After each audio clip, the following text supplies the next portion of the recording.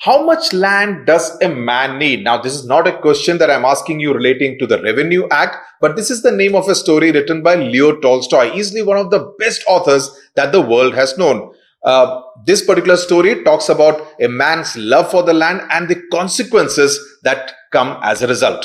Not so much love as greed అనుకోవాలి. అంటే ఆయనకి భూమి గురించి చాలా ఒక దురాశ, ఒక లోభం అన్నమాట. దాని గురించి దీనిలో ఉంది.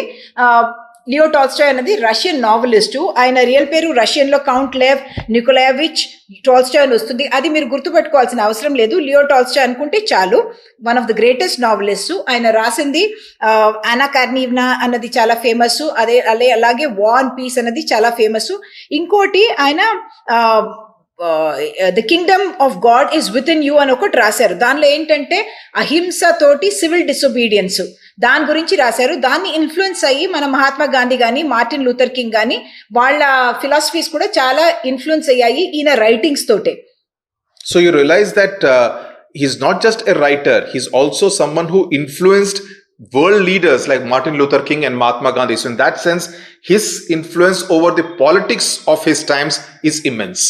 ఇది కథ ఒకటి. పహోమ్ అన్న ఒక రైతు గురించి. ఆయన ఒక ఊర్లో ఉంటప్పుడు ఒకసారి అనుకుంటాడనమాట, నాకు కొంచెం బాగా భూమి ఉంటే నేను దెయ్యంని కూడా చూసి కూడా భయపడను అనుకుంటాడు. అప్పుడు దెయ్యం అక్కడ ఉంటదట. తను అనుకుంటుంది, ఆహా అట్లా అంటున్నావా నువ్వు, నీకు నేను ఒక సవాలు విసురుతాను, తర్వాత నువ్వు దాని లోపలనే వెళ్ళిపోతూ ఉంటావు, లాస్ట్ లో నువ్వు నా వశం వచ్చేస్తావు అనుకుంటాదట. దాని తర్వాత కహానీ ఉంటుందన్నమాట. స్టోరీ అక్కడ నుంచి ప్రొసీడ్ అవుతుంది.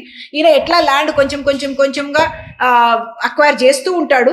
ఫైనలీ ఆయన లైఫ్ కూడా వెళ్ళిపోతుంది. ఆయనకు అంత ల్యాండ్ వస్తుంది కానీ అదేం యూస్ లేకుండా పోతుంది. అంటే గ్రీడ్ అన్నది మనకి ఓన్లీ లీడ్స్ టు మిజరీ. మనము అట్లాంటి ఆశలు చాలా ఎక్కువ ఉంటే మనకు అది దుఃఖమే మనకి ఇస్తుంది అన్నది ఈ కహానీ సారాంశం అనమాట.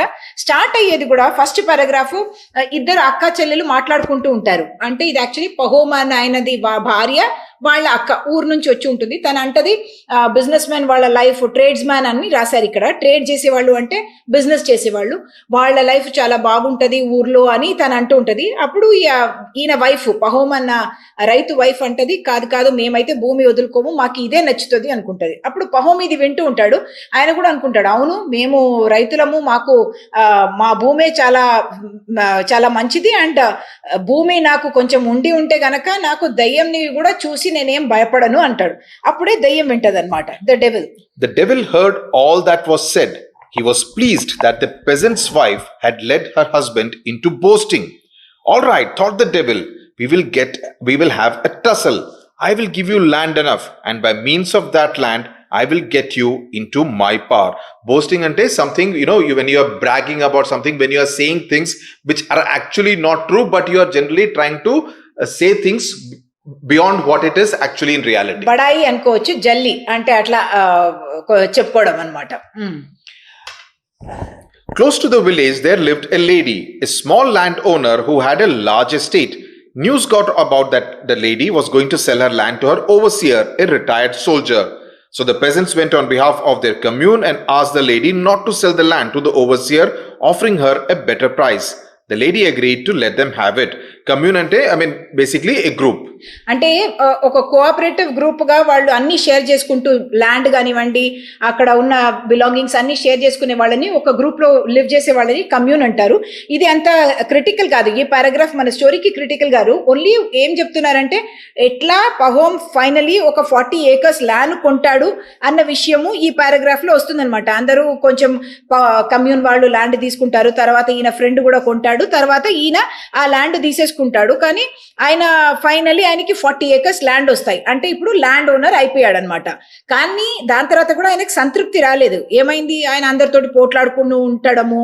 మళ్ళీ ఒకసారేమో ఒక ప్రెసెంట్ వేరే ఎక్కడి నుంచో ఒక ఆయన వచ్చాడట, ఒక ఓల్గా అన్న ఒక చోటకి అవతల నుంచి ఒక ఆయన వచ్చాడట. ఆయన వచ్చి చెప్తాడు, ఇక్కడ కాదు కొంచెం దూరంలో కమ్యూన్ ఇంకొకటి ఉంది, అక్కడున్న వాళ్ళు అక్కడ ఎవరైనా వెళ్తే వాళ్ళ కమ్యూన్ లో జాయిన్ అవుతే వాళ్ళకు 25 acres ల్యాండ్ భూమి ఇస్తారట అని అంటాడు. అంటే ఈయనకి మనసులో చాలా ఆశ పుడుతుంది, అయ్యా నాకు 25 acres వస్తాయా, ఫ్రీగా ఇచ్చేస్తారా అనుకొని ఇక్కడ అంటే ఎట్లాంటి భూమి ఇస్తారట, చాలా ఫర్టైల్ ల్యాండ్, దానిలో there is a line here. The land was so good, he said, that the rye grown on it grew as high as a horse. Rye అన్నది మన గోధుమ లాంటి ఒక ధాన్యం అన్నమాట.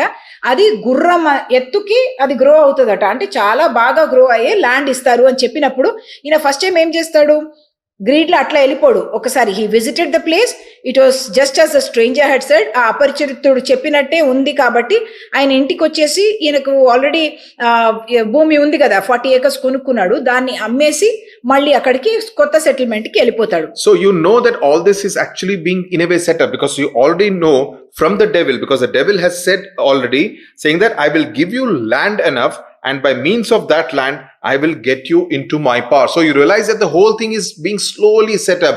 More and more land is being offered to Pahom by some kind of, I mean obviously force. by people, but some kind of an invisible force is probably directing it in order for the devil to get Pahom into its power. Okay, into its control అన్నమాట. అంటే first stranger రూపంలో వచ్చి ఉండొచ్చు అని మనం అనుకోవచ్చు. Next అక్కడ కొత్త చోటుకి వెళ్ళిన తర్వాత ఆయనకి 125 acres వచ్చేస్తాయి. అంటే వీళ్ళ ఇంట్లో అంతమంది జనాలు ఉండొచ్చు, ఒక్కొక్కరికి 25 acres ఇస్తారన్నారు కదా, 125 acres ఈయనకు వచ్చాయట, 120 acres.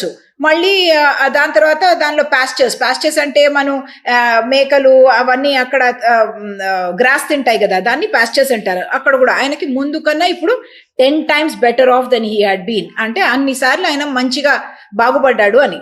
కానీ దాని తర్వాత కూడా ఆయనకి అయ్యో నాకు కొంచెం కూడా ల్యాండ్ ఉంటే బాగుండేదేమో, భూమి ఇంకా ఉంటే బాగుండేదేమో. So all this kind of links up to the title of the story. How much land does a man need? You know, more and more land Pahom is getting, but every time he feels he needs నాకు more కొంచెం కూడా land. కావాలి అని అనిపిస్తుందట. Yeah. మళ్ళీ ఇంకా ఏమైనా కొనుక్కోవచ్చు అని, అంటే ముందు కూడా ల్యాండ్ అమ్మేశాడు కాబట్టి ఆయన దగ్గర చాలా డబ్బులు ఉన్నాయి, ఇంకా కొనుక్కోవచ్చేమో అని చూస్తూ ఉంటే ఒక రోజు ఒక డీలర్ వచ్చి చెప్తాడనమాట, ఇక్కడ నుంచి ఒక ల్యాండ్ ఆఫ్ ద బష్కీర్స్ అనేది ఒక ట్రైబ్ అన్నమాట. ట్రైబ్ అంటే మన గిరిజనులు అనొచ్చు, మనం ఇండియాలో గిరిజనులు అంటాం కానీ ఒక జాతి లాంటి వాళ్ళు ట్రైబ్స్, వాళ్ళు చాలా దూరం ఉంటారు. వాళ్ళు అక్కడ మనము చాలా లో ప్రైస్ కి మనం ల్యాండ్ తీసుకోవచ్చు అని చెప్తాడు.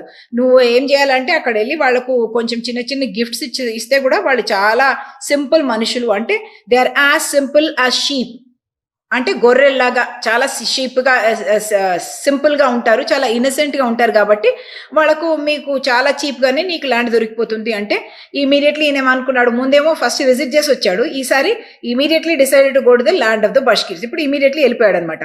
ఒక ట్రస్టెడ్ సర్వెంట్ ని కూడా తీసుకెళ్లాడు ఆయనతోటి, అంటే నమ్మకమైన ఒక సర్వెంట్ ని కూడా ఆయనతోటి తీసుకెళ్లాడు. అది ఆ టౌన్ కి వెళ్లే మధ్యలో ఒక టౌన్ లో ఆగి ఆయన అక్కడ కొంచెం కేస్ ఆఫ్ టీ అంటే ఒక బాక్స్ అనమాట. కేస్ అనేది ఇక్కడ ఒక వుడెన్ బాక్స్ ని కేస్ అంటారు. Case of tea, some wine and some presents అన్ని కొనుక్కున్నాడు. And on the 7th day, అంటే 7 days పట్టింది వాళ్ళకి అక్కడ వెళ్ళడానికి. On the 7th day they came to a place where the Bashkirs had pitched their tents. Pitched అంటే టెంట్లను ఎట్లా వేస్తారు కదా, నెయిల్స్ అవి వేసి, దాన్ని పిచ్ అంటారు. Because they are essentially what we call as nomads. You know, they keep moving from one place to another. They pitch their tent, stay there for some time, then after some time they move to another place. Yeah. It was all just as the tradesman had said. The people lived on the steppes by a river in tents. They neither tilled the ground nor ate bread. All summer long they never thought of doing any work. స్టెపీస్ అన్నది ఒక gross land అనమాట. అంటే forest, అడవి లాగా ఉండదు, చెట్లు ఉండవు, దానిలో ఓన్లీ గ్రాస్ ఉంటుంది. కానీ గ్రాస్ చాలా ఎత్తు వరకు గ్రో అవుతుంది, దాన్ని స్టెపీస్ అంటారు. రష్యా ఏరియాలో గ్రో అయ్యేది స్టెపీస్ అంటారు. అక్కడ వాళ్ళు ఒట్టిగా టెంట్ వేసుకుని అక్కడ ఉంటారు. వాళ్ళు ల్యాండ్ ని కూడా దున్నరు అనమాట. టిల్డ్ అంటే దున్నడం, దున్నుతేనే మనకు అగ్రికల్చర్ చేయొచ్చు కదా, దానిలో ధాన్యాలు వేసి మళ్ళీ వస్తాయి, విత్తనాలు వేస్తాము మళ్ళీ వస్తుంది, అట్లా ఏం చేసుకోరు. వాళ్ళకంటే బాగా అక్కడే అట్లాగే గ్రో అయిపోతుంది, అట్లాంటి ల్యాండ్ అనమాట. అండ్ సమ్మర్ మొత్తం వాళ్ళు ఏం పనే చేసుకోరు అని అంటున్నారు. అప్పుడు ఆయన అక్కడ వెళ్ళి అందరికి ప్రెజెంట్స్ అది తీసుకుని బష్కీర్స్ ఇస్తే వాళ్ళు చాలా సంతోషపడ్డారట. అండ్ మీకేం కావాలి అని అడిగారట. అప్పుడు నాకు ఇక్కడ అన్నిటికన్నా నచ్చింది అయితే మీ ల్యాండే, మా ల్యాండ్ చాలా క్రౌడ్ అయిపోయింది అండ్ ఎగ్జాస్టెడ్, అంటే క్షీణించిపోయింది చాలా, దానిలో ఇంకా గ్రో చేయడం చాలా కష్టం కాబట్టి మీ దగ్గర మంచి భూమి ఉంది కాబట్టి నాకు అది ఇవ్వండి అంటారు. వాళ్ళు ఇమీడియట్లీ ఓకే అండి మీరు తీసుకోండి ఎంతైనా. And it also shows that Pahom is actually quite a clever and a smart type. I mean, he has carried presents for them to keep them happy, you know, so he understands what works. You know, if he has gone away straight and asked for their land, they may not have given, but he first tries to please them by giving them gifts. And then the chief of the Bashkirs arrived. Pahom immediately fetched the best dressing gown and 5 pounds of tea and offered these to the chief. The chief accepted them. He asked Pahom to choose whatever piece of land he liked. అంటే ఏమన్నారంటే best dressing gown అనేది ఏంటి, మనం ఇంట్లో comfortable గా ఉండడానికి కోసం ఇక్కడ వేసుకుంటారు, దాన్ని డ్రెస్సింగ్ గౌన్ అంటారు. అట్లాగే 5 pounds అన్నది ఒక వెయిట్, మనము కేజీస్ అంటాం కదా, అట్లా వాళ్ళకు పౌండ్స్ అని ఉంటది. లండన్ అటువైపు లేకపోతే ఈవెన్ ఇక్కడ రష్యాలో మనం మాట్లాడుతున్నాం కాబట్టి అక్కడ కూడా పౌండ్స్ వెయిట్ కోసం అంటారు. అండ్ టీ ఇచ్చేసి ఆయనకి చీఫ్ వాళ్ళది యాక్సెప్ట్ చేసేసి నీకు ఎక్కడైనా భూమి కావాలంటే తీసుకో పర్వాలేదు అన్నట్టు ఆయన సంతోషంగా చెప్పారనమాట. అప్పుడు ఈయన ఏమో అది రిజిస్టర్ కూడా చేయాలి నాకు అన్నట్టు, అంటే ఎక్కడ ఎగ్జాక్ట్లీ నాది ఎంత అని చెప్పాలి అన్నట్టు ఈయన on Pahom's insistence. The chief agreed to have the deed properly sealed. And what will be the price? Asked Pahom. Our price is always the same. 1000 rubles a day. Rubles is the Russian currency. Okay, ఇది చాలా important ఒక line. Our price is always the same 1000 roubles a day. అంటే భూమి మేము అదే రేట్కి ఎప్పుడు అమ్ముతాము, ఎంత అంటే 1000 రూబుల్స్ ఒక దినానికి అంటాడు. ఈయనకు అర్థం కాదు, ఒక దినానికి ఏంటి 1000 రూబుల్స్, మనం రూపాయలు అంటాం కదా అట్లా రూబుల్స్ అనమాట, అది అంటాం కదా, ఏంటి అట్లా అంటున్నారు అని ఆలోచిస్తారు. దానిలో ఒక మీనింగ్ ఉందన్నమాట. దీని తర్వాత Pahom did not understand. A day? What measure is that? How many acres would that be? Because that's a little strange, right? How do you kind of determine a rate by a day? That's not usually done. So the chief replies, we do not know how to reckon it out. We sell it by the day. As much as you can go round on your feet in a day is yours. Now, this is an important line. Please underline it. You may get only this line and asked to explain what is the context, who said it, to who, what does he mean by that. So you need to understand this line, and this line is important. And so ఏమంటారంటే మేము వేరే methods use చేయము, మనము only day లెక్క పెడతాము. అంటే మీరు పొద్దున్న లేచి ఎంత దూరం వరకు నడగగలుగుతారో అంత దూరం వరకు మీకు ల్యాండ్ ఉంటుంది, ఒక రోజులో మీరు ఎంత కవర్ చేస్తారో అంత మీకే భూమి అంటాడు. ఈయనకు చాలా సంతోషం అయిపోతుంది. But there is one condition. If you don't return on the same day to the spot where you started, your money is lost. You may make as large a circuit as you please, but before the sun sets, you must return to the place you started from. All the land you cover will be yours. That is, you start from point X, start walking, make a circle, but before the sun sets in the evening, you must come to the point where you started. And this entire circle land is given for 1000 rubles a day. That is the rate. So that is a very different kind of an interesting way of measurement set by this chief of the Bashkir tribe. అంటే ఒక రోజులో మీరు ఎంత land cover చేయగలుగుతారో అంత, అంటే మీరు ఇక్కడ నుంచి స్టార్ట్ చేశారంటే స్క్వేర్ గా వెళ్ళండి, లేకపోతే ట్రయాంగిల్ గా వెళ్ళండి, ఏమైనా మీ షేప్ చేసుకోవచ్చు, కానీ ఎంత కవర్ చేసి, కానీ సూర్యుడు సన్సెట్ అయ్యే ముందు మీరు అక్కడికి వచ్చేసేయాలి. ఎంత ల్యాండ్ కవర్ చేస్తారో అది మీది, కానీ అటు రాకపోతే అంతా పోయినట్టే అన్నట్టు అంటారు. Pahom was obviously delighted because he thought he will be able to cover quite a bit of distance and come to the same spot before it was sunset. He lay on his bed but could not sleep, obviously, because he was very excited, because he was by nature very greedy. He kept thinking about the land. Later he dozed off and had a dream. He saw the Bashkir chief rolling about with laughter. But when he went near, he saw that it was no longer the chief, but the dealer who had told him about the land. But then he noticed that it was not the dealer, but the peasant who had come up from the Volga. Then he saw that it was not the peasant either, but the devil himself, with hoofs and horns, sitting there and chuckling. And before him lay a man, prostrate on the ground, dead. The dead man was himself. He awoke, horror-struck. There are quite a few important words here which you need to remember, because they may come in section C, in the grammar section, where you will need to know the spelling, the meaning of the word, and if there is any word with the consonant which is silent. So please mark all the important words which we will just explain. It's a very important paragraph even otherwise, because దీనిలోని ఈ entire స్టోరీది ఒక gist కూడా ఉంది. ఏంటంటే different forms లో ఆ devil అంటే దెయ్యమే వస్తుంది డిఫరెంట్ ఫార్మ్స్ లో. ఈయనకి కనిపిస్తుంది కూడా, అది ఆయన డ్రీమ్ లాగా ఒక విజన్ చూస్తున్నాడు, కళ చూస్తున్నాడు. అంటే ఫస్ట్ అయితే చాలా అయ్యో రేపు చాలా పొద్దున్న లేచి నేను వెళ్ళిపోతాను అనుకుంటున్నాడు, కానీ నిద్రపోయినప్పుడు ఇదంతా వస్తుంది. ఏంటి, ఫస్ట్ బష్కీర్ చీఫ్ లాగా ఉన్నాడు, తర్వాత చూస్తే డీలర్ అంటే ఇక్కడ ల్యాండ్ ఉంది అని ఒక ఆయన చెప్పాడు కదా, ఆయన అనుకున్నాడు. దాని తర్వాత డీలర్ కూడా కాదు, ఒక ఆయన ఫస్ట్ రైతు వచ్చి అక్కడ వోల్గాలో 25 25 ఎకరాలు ఇస్తున్నారని చెప్పిన ఆయన లాగుంది. దాని తర్వాత దయ్యం లాగే ఉంది with hoofs and horns. Hoofs అంటే ఏంటంటే గుర్రంకి కాళ్ళలో ఇట్లా ఉంటాయి కదా, ఒకటి వేస్తారు కదా ఫ్రేము, దాన్ని హూఫ్స్ అంటారు. హార్న్ అంటే కొమ్ములు కూడా ఉంటాయి కదా, దయ్యానికి ఇట్లా కొమ్ములు ఉంటాయి, అట్లా అనుకుంటున్నాడు. అండ్ సిట్టింగ్ దేర్ అండ్ చక్లింగ్ అంటే ఒకలాగా సర్కాస్టిక్ గా వ్యంగ్యంగా ఈయన చూసి నవ్వేలాగా ఉందన్నమాట. అండ్ ఆయన ముందేముంది, ఒక శవం ఉంది, ఇట్లా పడుకుని ఉంది ఒక శవము. ఆయన చూస్తే ఎవరు అంటే ఆయన ఫేసే కనిపిస్తుంది. అంటే ఈయనకు ఒక విజన్ వచ్చింది, ఇట్లా ఆయన చనిపోతున్నట్టు దయ్యం ఆయనను చూసి నవ్వుతున్నప్పుడు. కాదు సడన్ గా హారర్ స్ట్రక్ అంటే చాలా భయపడి ఈయన లేస్తున్నాడు అనమాట. So chuckling is important word. Prostrate is another important word. Chuckling, for instance, there is a silent consonant which is the second C. So you need to remember that. So those are some of the words which you will need to remember from this particular paragraph. Looking round, he saw through the open door that the dawn was breaking. Dawn అంటే పొద్దున, breaking అంటే it is just about to become dawn అని అర్థం. If we are to go, let us go. It's high time, said he to his servant. The Bashkis got ready and they all started. The chief came up to Pahom and stretched out his arm towards the plain. See, all this, as far as your eye can reach, is ours. You may have any part of it you like. The chief then took off his fox fur cap, placed it on the ground and said, this will be the mark. Start from here and return here again. All the land you go round shall be yours.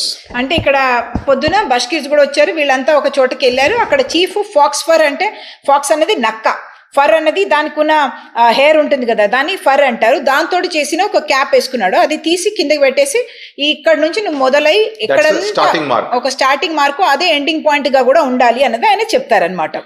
Pahom took out his money and put it on the cap. He considered for some moments which way he had better go. It was tempting everywhere. No matter, I will go towards the rising sun. He started walking neither slowly nor quickly. After having gone 1,000 yards, he stopped, dug a hole and placed pieces of turf one on another to make it more visible. అంటే ఈయన start అవుతున్నాడు east direction, rising sun అంటే east direction లో వెళ్ళి చాలా తొందరగా కాదు కానీ చాలా స్లోగా కూడా కాకుండా టక్ టక్ టక్ అని వెళ్ళిపోతాడు. అక్కడ వెళ్ళి ఒక చోట కూడా మార్కింగ్ చేసుకుంటున్నాడు అనమాట, ఎంత భూమి నాది ఉంటది అన్నట్టు.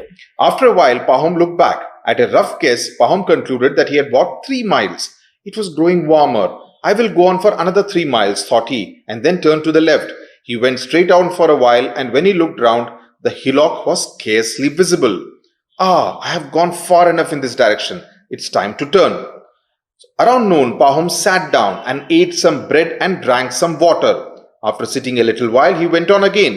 At first, he walked easily. The food had strengthened him, but it had become terribly hot, and he felt sleepy. Still, he went on. He went a long way in this direction also. After a while, Pahom looked towards the hillock. The people on the hillock could scarcely be seen. So he has come quite a distance from the starting point.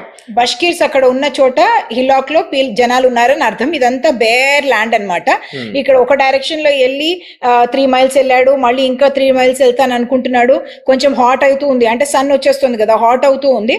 And కొంచెం bread అది నీళ్లు అది తాగాడు. అప్పుడు కొంచెం శక్తి వచ్చినప్పుడు కొంచెం కూడా వెళ్ళాడు ముందుకు. కానీ ఇంకా హాట్ గా అవుతున్నప్పుడు చూస్తే చాలా దూరంలో అసలు మనుషులే కనిపించట్లేదు ఆ హిలాక్ దగ్గర. I have made the sides too long. I must make this one shorter. And he went along the third side, stepping faster. He looked at the sun. He was still 10 miles from the goal because he has been marking. So he has an idea about how much distance he has covered. హిలాక్ అంటే చిన్న hill ని, చిన్న పర్వతం ఉంటే దాన్ని హిలాక్ అంటారు. No, though it will make my land lopsided, I must hurry back in a straight line now. Pahom went straight towards the hillock, but he now walked with difficulty. He longed to rest. Oh dear, if only I had not blundered trying for too much. What if I am too late? He was still far from his goal. He began running. So that's the first time he's kind of realizing that did he make a calculation mistake by trying to be too greedy for too much land. అంటే ఇప్పుడు last కి ఆయన third time turn అయ్యేటప్పటికి ఆయనకు తెలుసు land correct shape లో నేను అనుకున్నట్టు రాలేదు, లాప్ సైడెడ్ అంటే కరెక్ట్ షేప్ కాకుండా ఇట్లా తేడాగా వచ్చింది అని అనుకుంటున్నాడు. కానీ ఇప్పుడు టైం లేదు, నేను తొందరగా అక్కడ వెళ్ళిపోవాలి, చాలా టైర్డ్ అయిపోతున్నాను, నేను అక్కడ రీచ్ అవ్వకపోతే అన్ని వేస్ట్ పోతుంది అన్నది ఫస్ట్ టైం ఆయనకు అనిపిస్తుంది. తప్పు చేశానేమో, కొంచెం అధికంగా నేను ఆశపడ్డానేమో, దురాశపడ్డానేమో అన్నది ఆయనకు అనిపిస్తుంది. What shall I do? I have grasped too much and ruined the whole affair. His heart was beating like a hammer and his legs were giving way. Though afraid he would die of exhaustion, he could not stop. So, he's running out of breath. His heart is beating like a hammer that is beating very fast. He knows he's running against time because he has to reach the starting point. Otherwise, the whole effort would go completely waste. దీని ముందు paragraph లో కూడా బ్లండర్డ్ అని వచ్చింది. అది ఒక mistake, కానీ చాలా పెద్ద మిస్టేక్ ని బ్లండర్ అంటారు. అంటే మిస్టేక్ అనేది చిన్న విషయము, బ్లండర్ అంటే చాలా పెద్ద మిస్టేక్ ని బ్లండర్ అంటారు. అందుకని ఆయన పరిగెత్తడం మొదలు పెట్టాడట. అప్పుడు ఏమనుకుంటున్నాడు, అయ్యో నేను గ్రాస్డ్ అంటే పట్టుకోవడం, ఎంత పట్టుకున్నాను, చాలా ఎక్కువ పట్టేసుకున్నాను, కాబట్టి రూయిన్ ద హోల్ అఫేర్ అంటే అన్నిటినీ నాశనం చేసేసాను అనుకుంటున్నాడు. ఎందువల్ల అంటే నేను మళ్ళీ రీచ్ అవ్వకపోతే అంత వేస్ట్ అయిపోతుంది. His heart was beating like a hammer. సుత్తెతోటి కొడితే ఎట్లా ఉంటుంది, డంగ్ డంగ్ డంగ్ డంగ్ అని సౌండ్ వస్తుంది కదా, అట్లా సౌండ్ వస్తుందట. And his legs were giving way అంటే పడిపోయేలాగా ఉన్నాయి అనేది. లెగ్స్ వేర్ గివింగ్ వే అంటే కాళ్ళు నడవకుండా ఇట్లా పడిపోతున్నాయి అంటే గివింగ్ వే అంటారు. Then though afraid you die of exhaustion అంటే క్షీణించి చనిపోతాడేమో అని ఆయననే అనుకుంటున్నాడట. బట్ ఆగే ప్రసక్తే లేదు, ఆయన అసలు దానికి ఆప్షనే ఇవ్వలేదు. ఇప్పుడు ఫైనలీ ఆయనకు మనుషులు కనపడం మొదలు పెడుతున్నారు. Because he's been running, Pahom could see the people on the hillock. He could see the chief sitting on the ground holding his sides. Means అంటే హోల్డింగ్ హిస్ సైడ్స్ అంటే నవ్వుతూ అన్నట్టు మనం అనుకోవచ్చు. ఇక్కడ హోల్డింగ్ హిస్ సైడ్స్ అంటే నవ్వడం అన్నమాట. And Pahom remembered his dream. There is plenty of land, but will God let me live on it? I have lost my life. I have lost my life. I shall never reach that spot. With all his remaining strength, he ran up the hillock. He reached the top and saw the cap. He uttered a cry. His legs gave way beneath him. He fell forward and reached the cap with his hands. అంటే చాలా tragic ఒక paragraph అన్నమాట ఇది. ఎందుకంటే ఆయన task ని complete చేస్తున్నాడు ఇక్కడ. ఆయన ఆల్మోస్ట్ చాలా ఎగ్జాస్టెడ్ గా ఉన్నాడు. ఆయన దూరం నుంచి చూసేటప్పుడే ఈ చీఫ్ చూస్తే కొంచెం నవ్వుతున్నట్టు అనిపిస్తుంది. అప్పుడు ఆయనకి ఆ డ్రీమ్ కూడా గుర్తొచ్చింది. ఏం డ్రీము, అక్కడ అందరూ ఫేస్ ఫైనలీ దయ్యం ఫేస్ లాగా అనిపించింది. అండ్ దాని ముందు ఒక శవం ఉంది, ఆయనదే శవం ఉంది. అంటే అందుకని ఈయన అనుకుంటున్నాడు, చాలా భూమి నా దగ్గర ఇప్పుడు ఉంది, కానీ దేవుడు నన్ను బ్రతకనిస్తాడా, దీన్ని అనుభవించడానికి నాకు ఒక ఛాన్స్ ఇస్తారా అని అనుకుంటున్నాడు. నా జీవితమే పోయింది అని ఆయనకి అనిపించింది. అప్పుడే I have lost my life అని మనసులో వచ్చేసింది ఆయనకి. అంటే ఎంఫసిస్ కోసం అనమాట. I have lost my life, I have lost my life, I shall never reach that spot అని అనుకుంటున్నాడు. కానీ ఆయన స్ట్రెంగ్త్ అంతా ఒక విధంగా చూస్తే ఆయన అడ్మైర్ కూడా చేయాలి. Even though he has lot of greed అనుకోవచ్చు, కానీ ఆయనకు ఒక డిటర్మినేషన్ కూడా ఉంది టాస్క్ ని కంప్లీట్ చేయాలి అన్నది.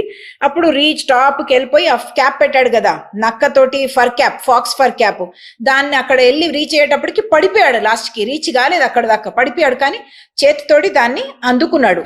Ah, what a fine fellow, exclaimed the chief. He has gained much land. అంటే ఈ చాలా అంటే ఈయనని ప్రైజ్ చేస్తున్నాడు అనమాట, ప్రశంసిస్తున్నాడు. పర్వాలేదు కదా, నువ్వు చేసేసావు, ఇంత భూమి నీకు వచ్చేసింది అని. అప్పుడు ఆయన సర్వెంట్ వస్తాడు అక్కడికి. ఈయన వచ్చి ఇట్లా పడిపోయాడు కదా, ఈయన తీయడానికి కోసం ట్రై చేస్తున్నాడు. Pahom's servant came running up and tried to raise him, but he saw that blood was flowing from his mouth. Pahom was dead. ఆయన సర్వెంట్ వచ్చి ఆయనని లేపడానికి ట్రై చేస్తే చూస్తే ఆయన పడిపోయాడు, నోటి నుంచి రక్తం వస్తుంది, ఆయన చనిపోయాడు. Actually The Bashkis clicked their tongues to show their pity. Clicked అంటే ఇట అంటాం కదా, అంటే సారీగా మనకి ఎవరికైనా అనిపిస్తే దానికి క్లిక్ అంటారు. అంటే ఒక సౌండ్ అట్లా వస్తుంది కదా, దాన్ని అంటారు అనమాట. The servants picked up the spade and dug a grave long enough for Pahom to lie in and buried him in. 6 feet from his head to his heels was all he needed. అంటే ఇంత భూమి సంపాదించిన తర్వాత ఆయనకు finally ఏమొచ్చింది, ఆ servant దాన్ని డిగ్ చేస్తే 6 feet ఆయన బాడీ వేయడానికి అంత స్పేసే ఆయనకు కావాలి. తీసుకెళ్ళగలుగుతాడా ఆయన, వెళ్ళి ఇంకొక లోకంకి తీసుకెళ్ళగలుగుతాడా? లేదు.